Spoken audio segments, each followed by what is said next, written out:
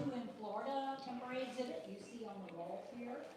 This is on loan from the Museum of Florida History. And it is quite an interesting exhibit. Of course, supplemented with items from our collections, Boca Raton Historical Society. If you don't know, we were founded in 1972 to collect, preserve, and share artifacts and information relevant to the history of Greater Boca Raton. And part of that proud history, of course, is World War II.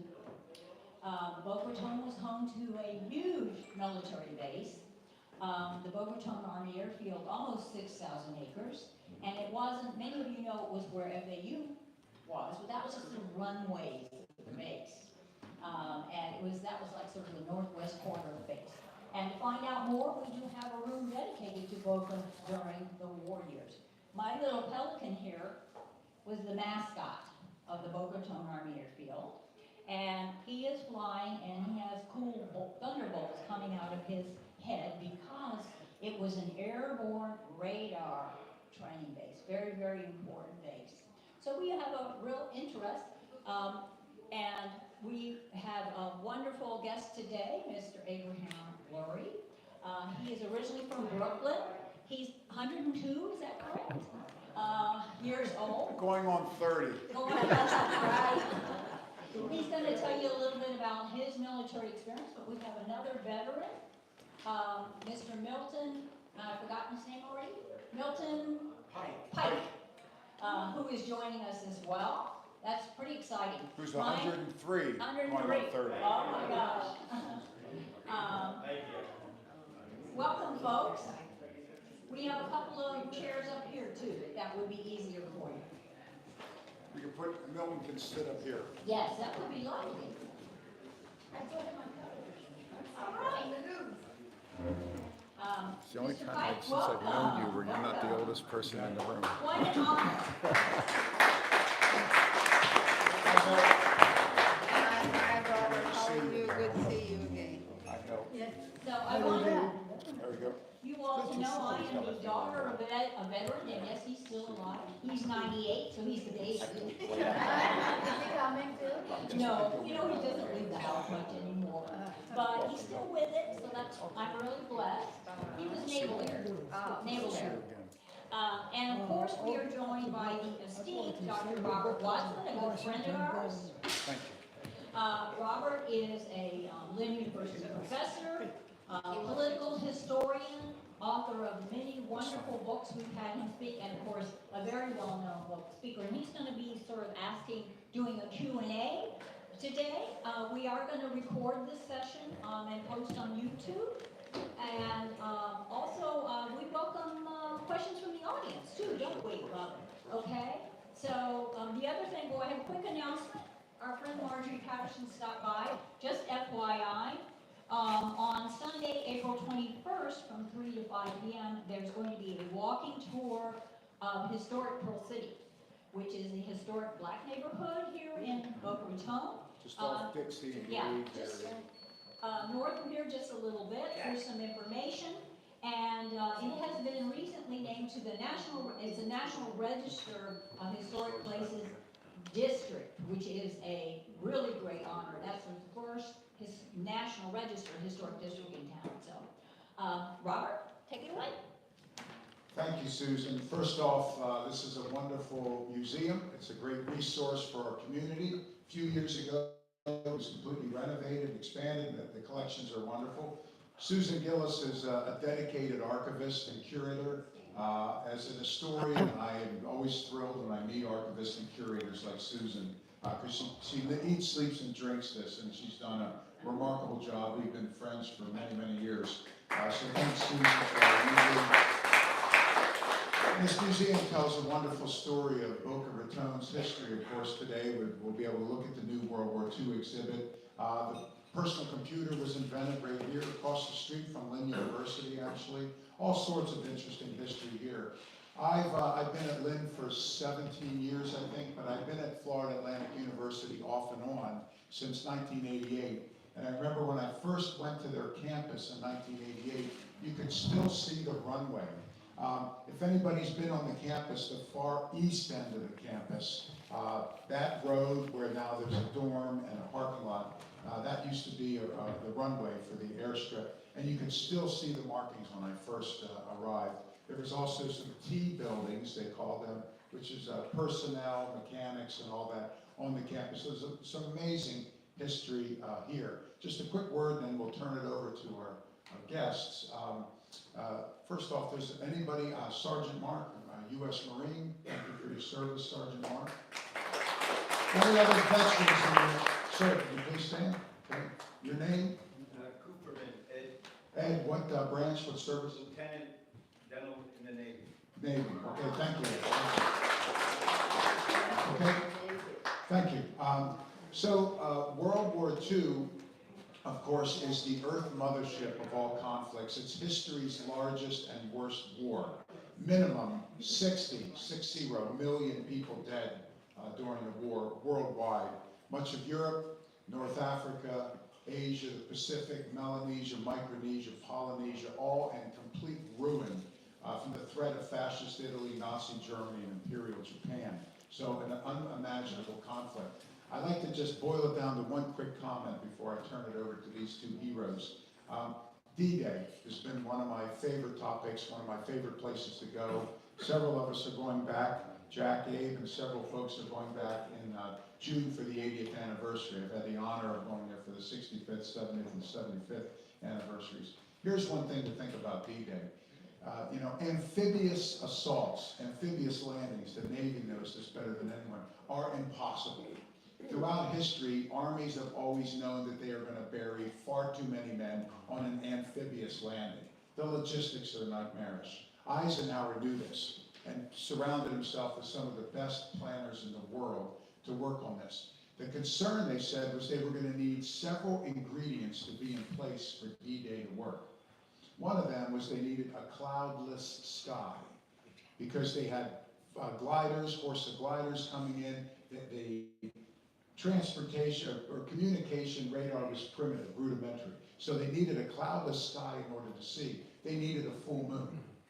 They needed it to not be windy and rainy for those gliders and some of the folks coming in, the parachuters. The water needed to be flat, right? So they could bring those Higgins boats. Everybody saw Saving Private Ryan. The Higgins boat landing crafts. And they were also going to land tanks. They had set up a system where they could bring tanks ashore. So they needed the water to be flat. They needed it to be high tide. Why? John Thomas and I were talking, if anybody's been to Nova Scotia, the tidal differential, right, everybody? It's extraordinary, right, George? Normandy has the largest tidal differential in Europe. So between low and high tide, you those beach with machine gun nests firing down on them. So they needed it to be low tide. Everything went wrong that day, to the point where Eisenhower said, if any one of these things doesn't work, it won't work. It ended up being cloudy. It ended up being rainy, it ended up being windy, the seas were rough, and we landed at low tide. Yet, we got the job done. Why? Because the one thing the military planners did not calculate was the greatest generation. Against all odds, against all odds, what could never have been done was done. And the Allies got a toehold back in Europe, and that was the beginning of the end of Nazi tyranny, which saved basically Western civilization. With that, I'm honored to introduce 102-year-old Abraham Lurie, Quartermaster Lurie, and I'm honored to introduce Milton Pike. I have a good friend named Milton Pike, 103. And we'll ask them a few questions. This is my good friend Jack Goldstein, a longtime principal in New York City and school administrator, who's going to help with the questions, okay? Let's start off with the simple one, the Quartermaster Lurie, and then Mr. Pike. So first off, just tell us where you're from and how old were you when you went into the war, and how did you get into the war, okay? I was Hold it up 21 like years that. old. So like this at an angle. There you go. What was the question? How old were you? I was when you went into 21 the years war? old, 21. and I sort of entered the war of my own volition. I was deferred because I was a high technician on high quality jigs and fixtures for the private industry so they could check all their production.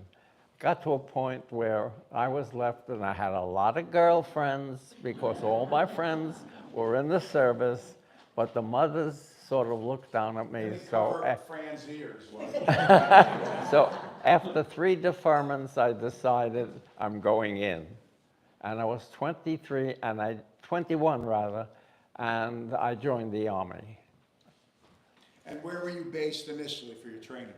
In Fort Bragg, North Carolina.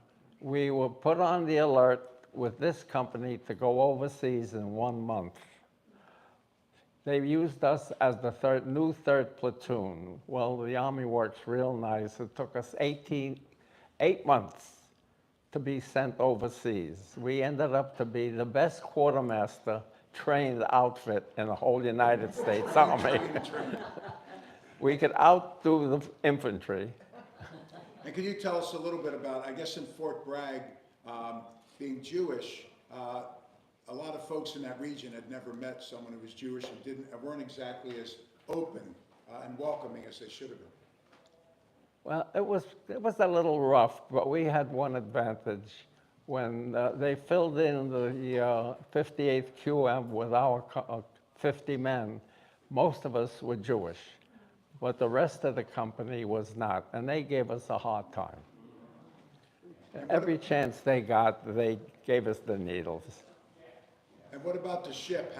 You had to take a ship across the Atlantic. Could you tell us about that and how dangerous that was? Oh yeah, that was a luxury cruise. We were put aboard the Queen Mary. There were 18,000 men aboard the ship. And we traveled alone because the Navy had nothing that could keep up with the Queen Mary. And the way we went across, it was a zigzag, small arc turn during the day because it took a submarine 4 minutes to line up. We changed course every 3. And at night, they straightened the ship up, and we flew. We were in Greenock, Scotland, in 3 days. It's amazing. It's amazing. Thank you, Quartermaster. Let me pass it along to, well, one last thing, 18,000 men, everybody 18. piled up on the deck. I mean, no private suites on that liner. Well, it was sort of private. You know, we were allowed to lock the door to the bathroom, whoever was using it. Can you imagine 18 men in 1 room or 16 men in 1 room and 1 bathroom? 16 to 18 men per room. Per room. Wow. We were Milt, same stacked question. 4 high. Wow. Stacked 4 high? Yes. Okay, zigzagging. Did anybody get sick on the ship? No, not that we know of. That ship is so large, if anybody's been on, I had the chance to go on the QM2. So Milt, same question, how old were you? When did you first go in the war? And 19 years old. 19. I had been working at that particular time for Army Map Service in Washington, D.C. That was in 1942. And it was an underground facility because we knew we were going into war with Britain. So we were printing all the aerial invasion maps and all the maps for an invading of Europe. At that particular time, I was deferred from active duty because it was more important that we continue making the contour maps for the invasion of Europe. After quite a while, after about a year and a half, we had a lot of trouble in Europe, and we had to retreat. And in retreating, they need every able-bodied person to go into the Army. I was drafted from my job, and I went to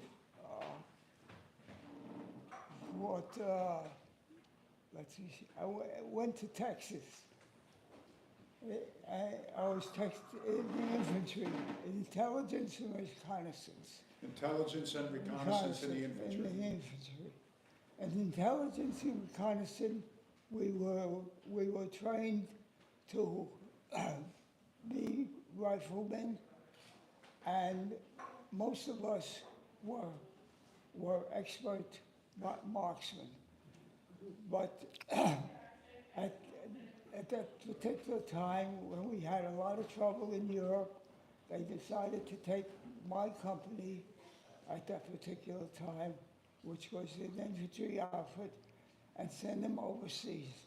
However, I was deferred from that because they wanted me to stay in Camp Fannin, Texas. Camp Fannin, Texas. And teach the soldiers how to read, how to orient themselves in the map, which we were doing at that particular time. I stayed in Camp Fannin for about 3 weeks, and then they decided they were going to take all the able-bodied men from Camp Fannin and send them into the army. However, I was transferred to Kentucky in a tank outfit, 245th Tank Battalion. 245th Tank Battalion. Battalion.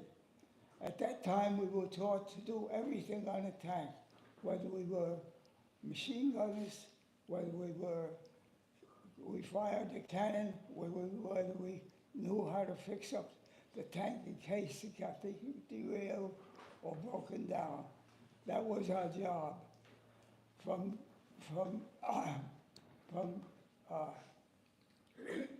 Kentucky, after about 2 months, we were shipped over to California to fight. The tank outfit was going to go to fight in the Pacific area. And we were shipped to the Pacific area. However, while I was getting on the ship to go to fight in the Asia Pacific area, I was called out and given orders to join the 29th Engineers. Now, I was... So you two are jacks of all trade, thanks to Uncle Sam. You learned a little bit of everything. Yes. Well, at that particular time, they took me out. I was a journeyman lithographer, which is the highest ranking lithographer, offset lithographer that could be gotten. And I was put there to train everybody or help everybody that we could in learning how to run the presses. And we ended up, we went to Eniwetok, where most of the ships were assembled at that particular time. And then we went to Ulithi. At Ulithi, we got our orders where we were going to go, and that was to be in the Philippines. The Philippines. And we arrived in the Philippines about 1 week after MacArthur had bombed Manila. And we were settled down. We had a full camp that was being set up for us about 55 miles outside of Manila. When we first arrived there, of course, nothing was available.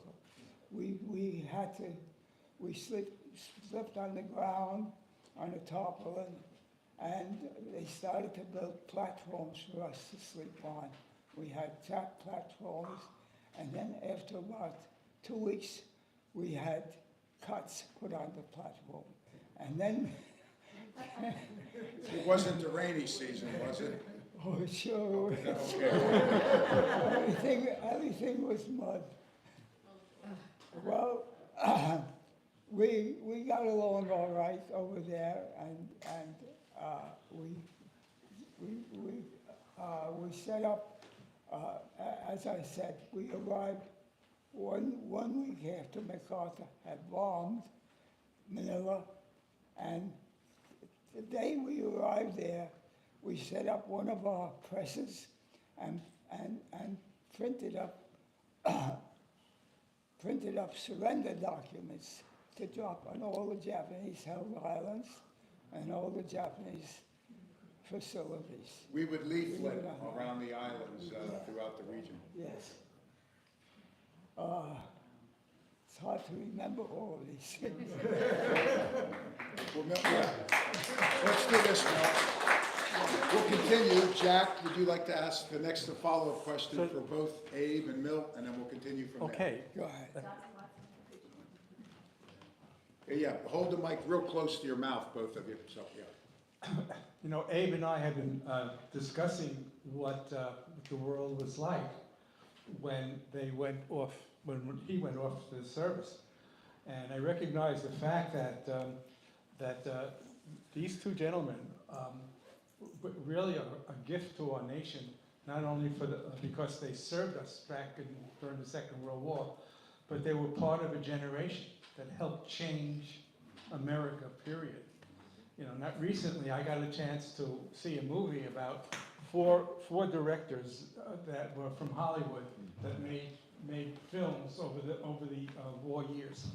And yesterday I read that there was a period of time back in the 1940s when black organizations were taking the military to court, because although movies were being taken, no minorities were being photographed, as if they didn't exist.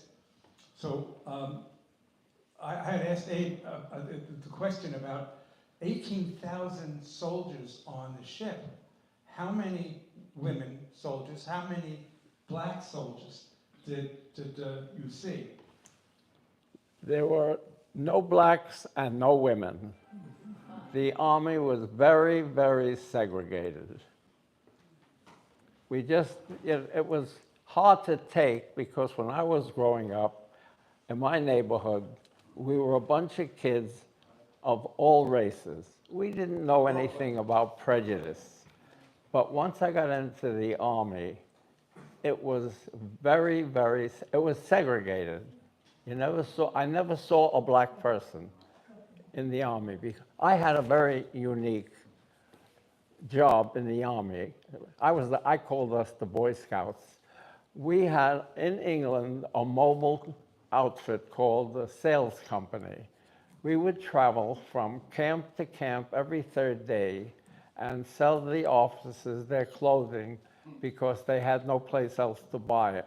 We never ever got a black officer. And all the time I was in Europe for 28 months, I never saw a black officer. And the only female officers I dealt with were the nurses and sometimes the WACs. The wax for the Women's Air Corps, who would fly some of the planes stateside, yeah. So it was hard to take. We were always on edge, because I had a first sergeant who didn't like me for nothing. So I volunteered for anything I could to get out of camp. That way he couldn't get me. And I really am, I honestly say that the Army 3 years was the best part of my life, because it taught me how to grow up, make my own decisions, how to get along with people. And I feel that it was worthwhile for me to be in the Army. That's great. So the military was not desegregated until 1948. That was Harry Truman, Executive Order 9981. He tried to integrate society and integrate the military right after the war, but the Republicans and Southerners defeated it repeatedly. So he had to rely on an executive order. And when he did it, he said, I want to honor 4 great groups of heroes. 1, the Tuskegee Airmen, black flyers who couldn't get a fair shake at home. 2, Japanese Americans, the great 442nd Go for Broke unit, who couldn't get fair treatment when they were brought home. In fact, many of those Japanese Americans from the 442nd, when they came back to Hawaii, they were working on the docks in abysmal conditions for nothing. They tried to unionize. They called out the police and National Guard and opened fire into a group of World War II heroes. It's called the Hilo Massacre. The third group were the Navajo Code Talkers, and the fourth group were Jewish American veterans. So Truman recognized all four groups, and he for 3 years was defeated by Republicans and Southerners in his effort, but he finally resorted to an executive order, and there was an argument with congressional leaders from the other party.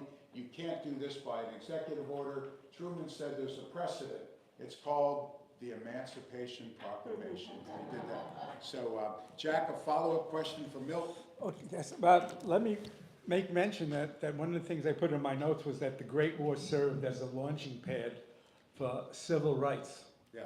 And because there were many, many changes that were made in the part of American culture because of the servicemen that had helped save the world back in the 1940s. Yeah.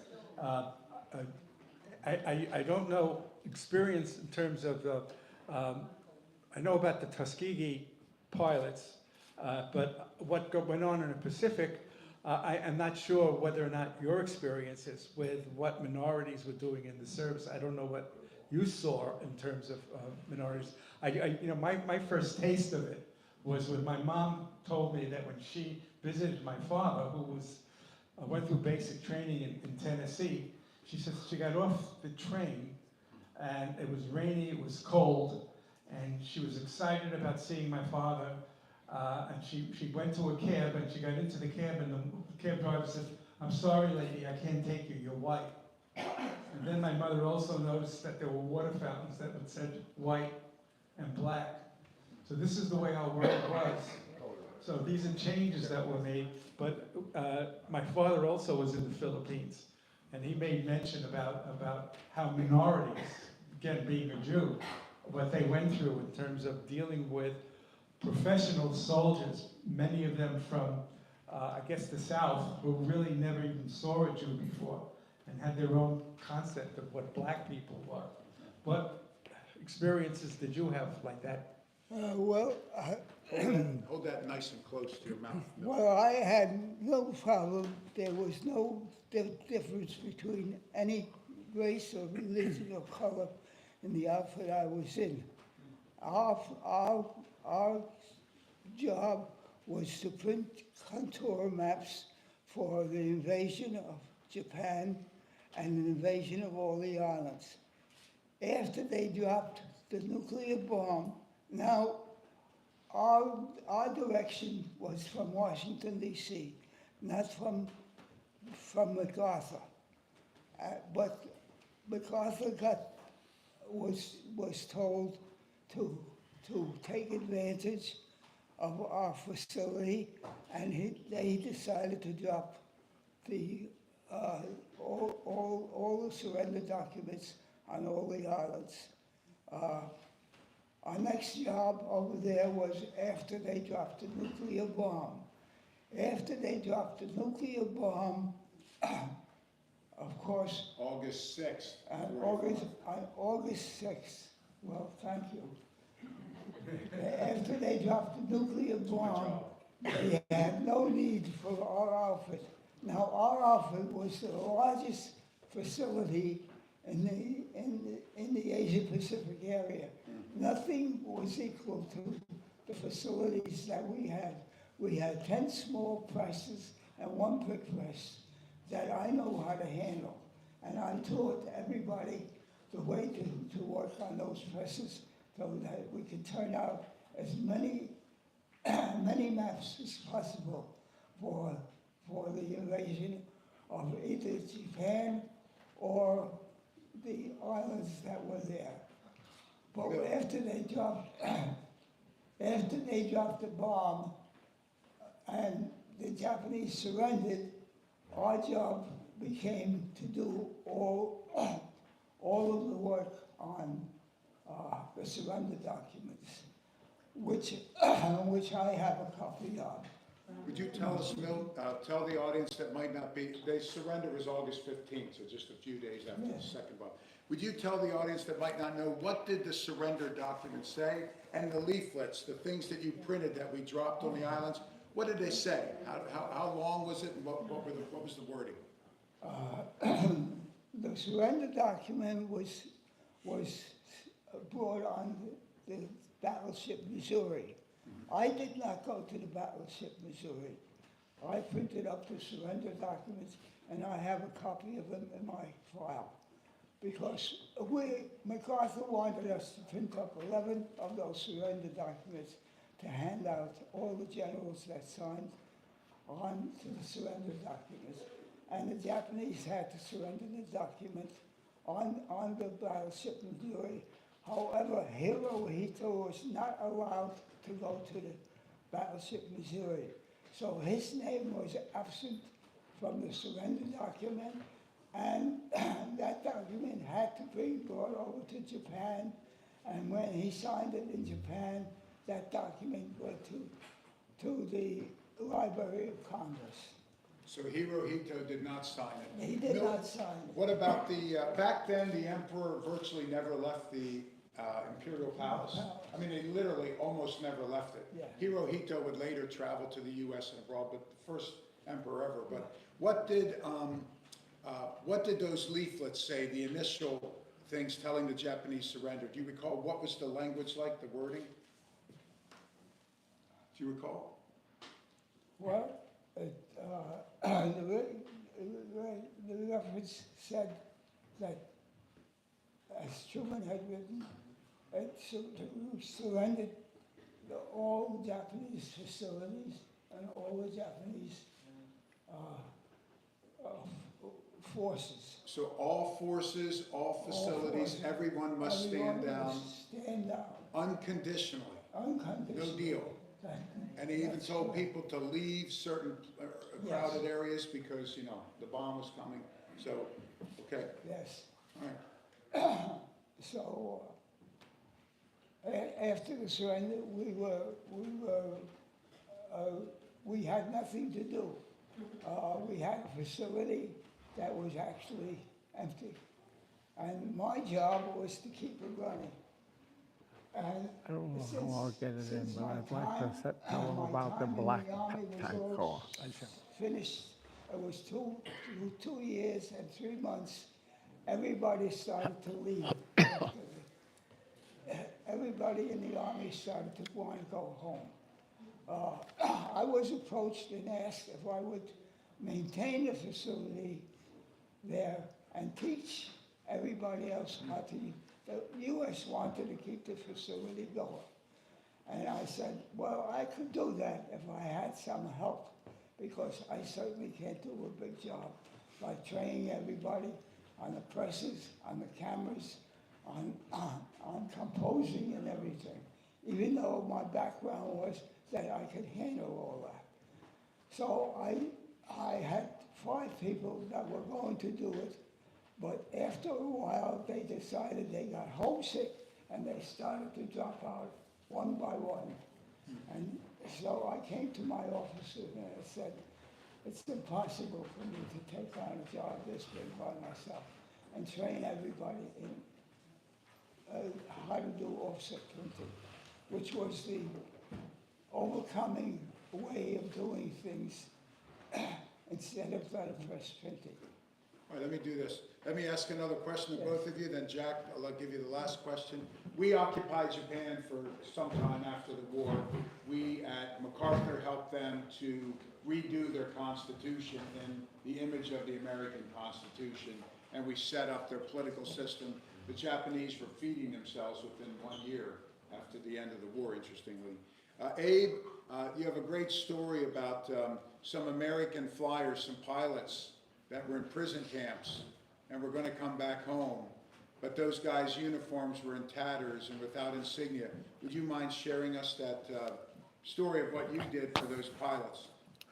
We had a store set up in Antwerp, Belgium. They called Camp Top Hat. And it was very large, and we had a lot of officers that we serviced. When the war was over, they started sending back the prisoners of war from Germany, who were all American flyers. And we had to redress and make them presentable to send them home. And we reached the point one day where we ran out of insignia. It was early afternoon, and the captain called us all in and said, we're going to have to send these men home with bare uniforms. We do not have enough insignia when we open in the morning. So we discussed it, and I gave him a proposition. I said, you let me go to Paris, I will bring it back. Now, So you're gonna get to Paris from Belgium. you have to know the roads Yeah, tell them about the signs and the roads. had no signs because the French had taken them all down. So when you drove along there, you actually never knew where you were, and there were no That would lights. trick the Germans. There was no street signs. Everybody took everything down, so the Germans wouldn't know where they were going. I didn't have too much of a problem getting there during the day because I had a good map, and I followed it right into Paris. They loaded the Jeep, and the sergeant says to me, hey, where are you going to sleep tonight? And I said, Antwerp. You'll never make it. At 4 o'clock in the morning, I was in Antwerp. I get emotional. We sent our men home with pride and dignity, and I felt good.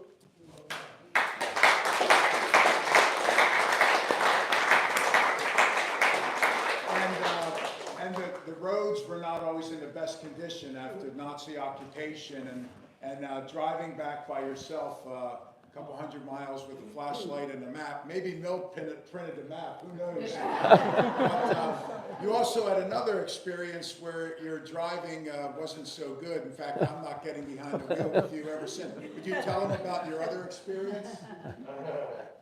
I was on I had volunteered for something, I don't know what, and I was on the back road, and I was lost. So I started to turn the truck around, and the roads were narrow and muddy, and slowly the truck slid into the ditch, ended up on its side. So I looked at it, and the first thing that came to mind is, well, I'm going to be in the Army forever to pay for this. So, but I walked back, and I found a motor pool, and I got the first sergeant there to come out to the truck to get me out of the ditch. He gets there, and he says to me, it can't be done, because my truck won't fit T-wise against yours. I said, no, we'll put it out in the field. So we'll find an opening, and he won't go into the field. I said, what's the matter? He said, it could be a minefield. No minefield. I said, follow me. I walked through. It's a minefield. So you were the minesweeper. I was the minesweeper. And we put the truck into the field at right angles to my truck, got this cable across the road, hooked it onto the side of the truck, and we pulled it out of the ditch. But when I got back to camp, I put the truck at the end of the line, sneaky, and to get away from it, and the sergeant says to me, Lurie, that truck was in a ditch. I said, no. He says, there's too much mud all over the side of that truck, and you're full of mud also. So he used a little profanity, down here in the morning and wash it. So that was my experience with. No wonder that sergeant liked you so much, eh?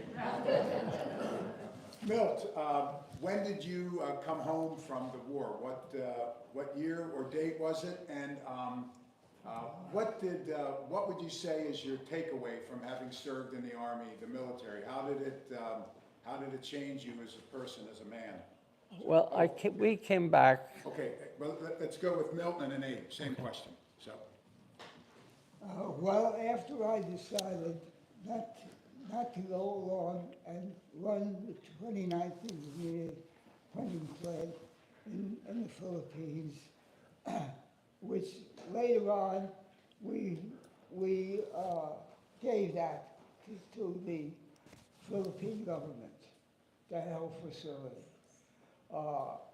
I then went back to Army Map Service because I was in the civil service and I had a very big job in Army Map. I went back home there. What year, Milton? That was in 1946. 46? 46. 1946, so a year after the war. 1946, Okay. year after. I went back and, and I went back and they said, well, Milton, you got your old job back. I said, but I was running a plant half the size of what you have. And the officer in charge of that said, well, you cannot have my job, you can have your job. I said, how much time have I got to make a decision? He said, you have 1 year, then you'll be released from the civil service.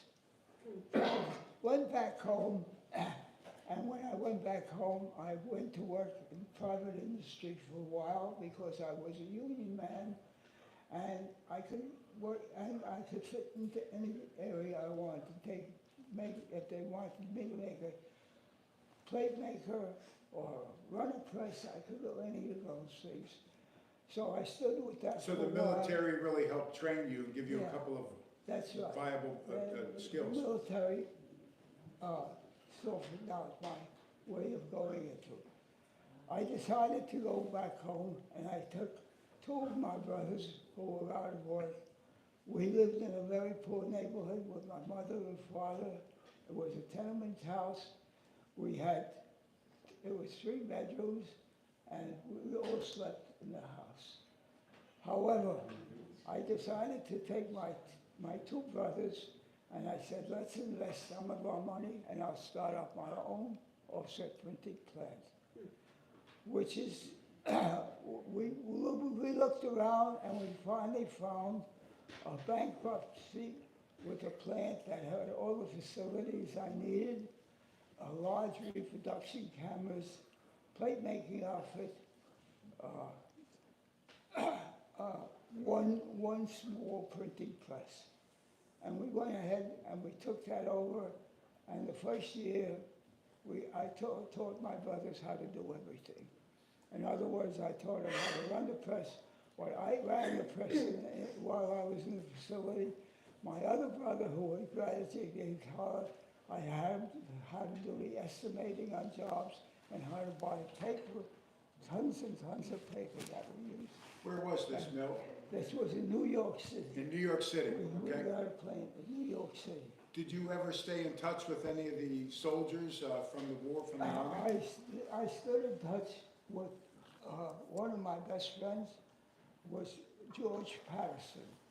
And as a matter of fact, he came and visited me up in New York when I already had a good running plant. The first year in working, finishing out the first year, we did $60,000 in business, and the union came over to me and says, Milton, you can't do this. You cannot teach your brothers how to do all this work. They're not union men. I says, well, I'm going to do it this way. They said, well, we'll take your card away from you. I said, well, take my card away. I'll run a non-union shop. So they came back about 2 weeks later, and they said, all right, we'll let you have your card as long as you pay dues, and as long as you can afford it, you got to replace your brothers with union men, which I agreed to. And the plane just grew up to about $4.5 million. Wow. Well, now you got a big facility at that time. That's a lot of money. And we were doing work for all the major organizations and the advertising agencies in New York. One thing that's interesting about both Milt and Abe, after the service, they both started their own businesses. Yeah. Both businesses became very successful, employed a lot of people, and a success story about those who served and that transition back into civilian life to be very successful. Yes. Both of you. So let me, Abe, if you tell us when you checked out of the service, what year did you finish, and then about going back to Brooklyn. And then Jack, final question. I came out in February of 1946, held a few different jobs, got married, had children, and then at one time I worked for a company that went bankrupt, and I had a partner. We were in charge of maintenance of that company. So we decided to go out on our own. And I will say in 1985, I had a plant that employed 85 people, and we were doing $3.5 million a year. That's great. That's great. Jack, final question for the Yes. two gentlemen? Well, Abe was talking to me just yesterday about the black tank core, and he said he would like to be able to talk about that for a few moments. Please. Please. We had a black tank corps in the service, and they were on the front lines. It was, I think, the ones, I don't know the number, but they kept them fighting for 165 days. No company ever stays on the front lines that long. They would generally fight a fraction of that, then And transition out for R&R. They spearheaded every advance, every attack, and they were probably the best tank corps in the Army, and they were all black. And unfortunately, they just kept them on the line too long. It was 165 days, which is unheard of in the Army. Suffered casualty rates that were ridiculously high, too. Final question for Milt, and then we'll... When you look back, I'm sure that there are memories that were very painful. But as I listen to both of you speak, I realize what the, not only what you meant to the service, but what the service meant to you in terms of helping you with your next part of your life, the next chapters of your life. And I'm sure that your memories, tell me, if as you think about it, because I have a friend who's in Vietnam, and he very seldom talks about anything he went through. It was such a difficult thing for him. How do you react to the years you spent?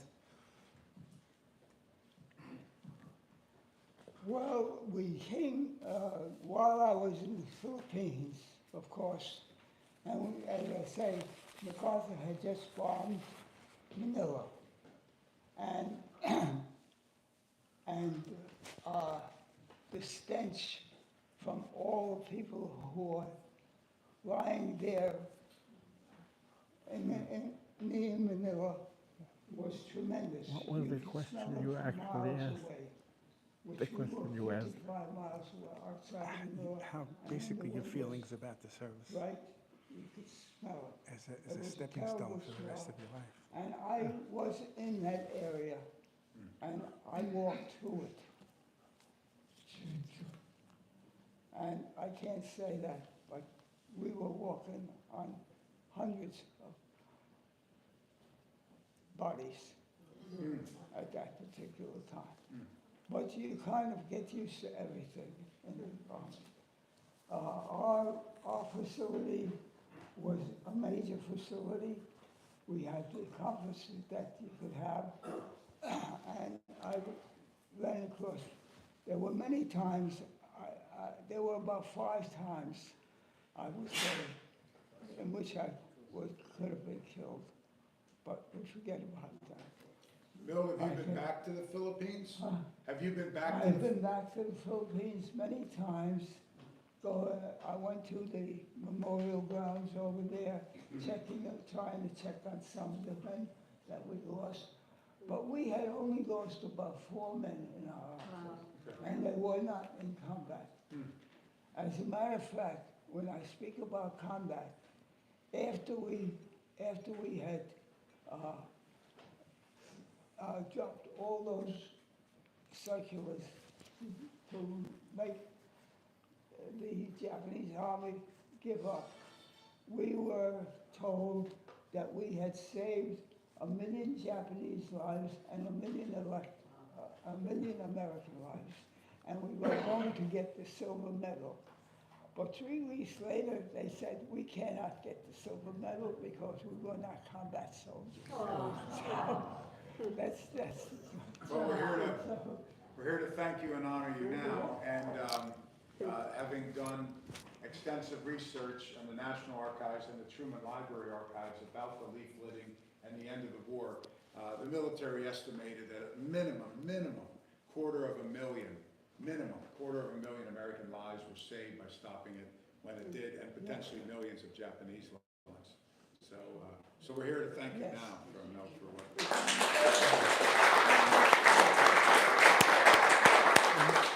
Abe, have you been back to England or Belgium or France since the end of the war? Yes. Tell us. Oh, yeah, Mike. So Milt's been back to the Philippines a few times. Abe, you've been back? At least 3 times, and fortunately, it was always with you. I met Robert on celebration of the 75th anniversary of D-Day, and we just sort of hit it off. And I said to Robert, you know what? We have to come back for the 80th. Now, he looked at me and said, well, he's crazy.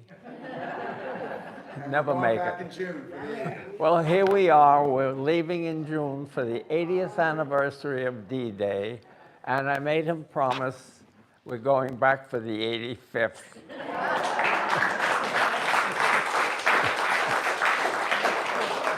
And Abe was at Normandy, is that D+5 or D+4? D+4. D+4, and you were at a place called Cherbourg, which is Yes. a major port. Well, when is on the southern end of we the landed beaches. and we were following the Third Army, the Germans were giving them a hard time. We were supposed to be in Cherbourg within 5 days. It took us 28 days to get there. And then all that time, we just followed them. We slept in the trucks. We slept under the trucks. They put us in bombed out homes. But when we finally got to Cherbourg, we graduated. They gave us a 4-story department store. Now, this is the Army. We're running a department store. And we're trying to figure out, will that department store be back, still there, when we get there next June? We're actually going to Cherbourg in June, so Abe says he remembers where it was, so we're gonna walk over there and see what's still there. Oh, last thing on that, would you tell them about the road with the tanks tearing up the Well, road? when the tanks were, we could see that we were at the edge of the pier, and we could see the tanks coming down and making their turn to go off to the main road. Well, every time they turned, they took a chunk out of the road. So they put railroad ties across the whole road, and the tanks would come up to the railroad ties and just slide around. And we could watch them from the window of the department store. And we're hoping that building is still there. Yeah, so fingers crossed if it is. If not, we're gonna find the ground. So, everybody, thank you to Milt and Abe for their service. Everybody enjoy this World War II exhibit, and then there's a lot of nice exhibits throughout the museum. Enjoy it. And gentlemen, thank you, Milt.